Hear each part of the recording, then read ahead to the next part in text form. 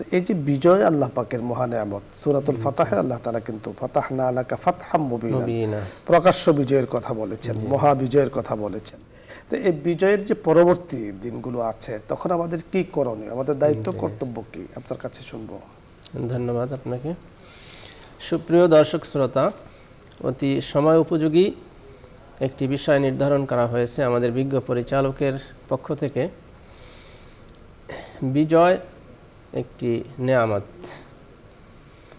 বিশ্বব্যাপী মানবতার জন্য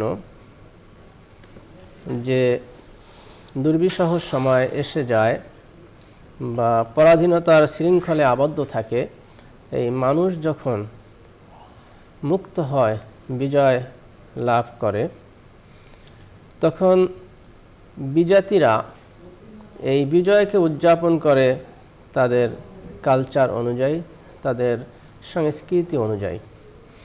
তারা হত্যাযজ্ঞ করে, যারা পরাজিত শক্তির কাছ থেকে প্রতিশোধ নেয়।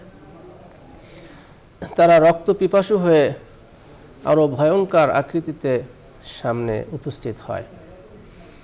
কিন্তু ইসলাম একটি সুমহান আদর্শ, এটা কালজয়ী, এটা সর্বব্যাপী, সমস্ত মানবতার জন্য একটি সুন্দর আদর্শ, গ্রহণযোগ্য আদর্শ নিয়ে ইসলামের আগমন। কোরআন এবং সুন্নাহ বিশ্লেষণ করলে, গবেষণা করলে আমরা অনেকগুলো নির্দেশনা পাই, যেখানে মহানবী সাল্লাল্লাহু আলাইহি ওয়াসাল্লাম এবং মহান রব্বুল আলামিন কোরআনে পাকে নির্দেশনা প্রদান করেছেন। আল্লাহ রব্বুল আলামিন তো কোরআনে বলেছেন, ওমান দাখালাহু কানা আমিনা, যে আল্লাহর ঘরে প্রবেশ করবে সে নিরাপত্তা পেয়ে যাবে, তাকে আক্রান্ত করা যাবে না, তাকে গ্রেফতার করা যাবে না, তাকে মারধর করা যাবে না, তার জীবন নাশের কোনো চেষ্টাই করা যাবে না, সে যত বড় অপরাধী হোক। আর রাসূল পাক সাল্লাল্লাহু আলাইহি ওয়াসাল্লাম তো অনেক সুন্দর সুব্যবস্থাপনা মক্কা বিজয়ের পর করেছেন। সমস্ত মক্কাবাসীর জন্য আল্লাহ রসুল সাধারণ ক্ষমা ঘোষণা করেছেন, যা বিশ্বে বিরল।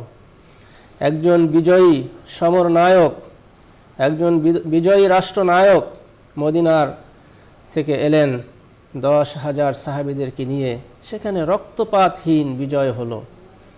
কোনো প্রাণহানি নেই, কোনো রক্তপাত নেই, কোনো মানুষকে গ্রেফতার নেই, কোনো ধরনের কোনো মানুষকে কষ্ট দেওয়া নেই।